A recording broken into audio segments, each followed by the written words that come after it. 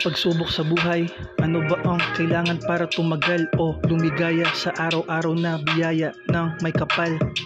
Maayos naman ang pakiramdam pero sa isang kisap mata ay kabiguan ng puso at isip ang resulta. Wala namang tama, parang gusto ko na mawala sa mundo. Kung wala man lang ako, mararanasan na kasiyahan na buhay na meron ako. Patawad Ama, pero hindi ko na kaya ang pagsubok na ganito. Gusto ko na lang mag-isa kung wala man magtuturo sa akin ng landas kung saan ang tamang daan.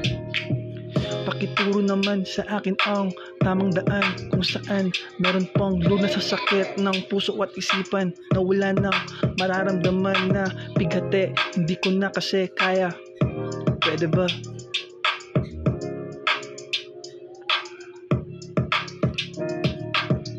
Pakituro naman sa akin ang tamang daan kung saan meron pang lunas sa sakit ng puso at isipan na wala nang mararamdaman na bigate.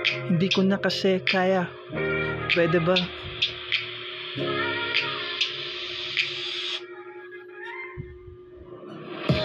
Pagkatapos ng hirap at sakit, parang walang lunas sa lahat ng ito. Tanging ikaw lamang ang makakaayos ng iyong nagawang mali. Tinatanggap ko na lang ang lahat ng ito para hindi masira ang pangakong ipinagkaloob mo sa amin na buhay na walang hanggan. Patawad sa maling aking nagawa. Patawad.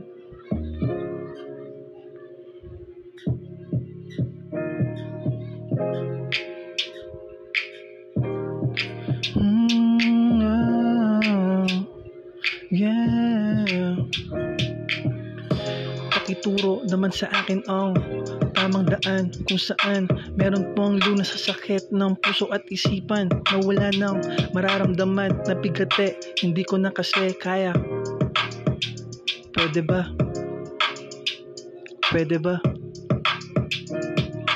Pakituro naman sa akin ang tamang daan kung saan meron pang lunas sa sakit ng puso at isipan na wala nang mararamdaman na bigate. Hindi ko na kasi kaya. Pwede ba? Pwede ba? Pakituro naman sa akin ang tamang daan kung saan meron pang lunas sa sakit ng puso at isipan na wala nang mararamdaman na bigate. Hindi ko na kasi kaya. Pwede ba?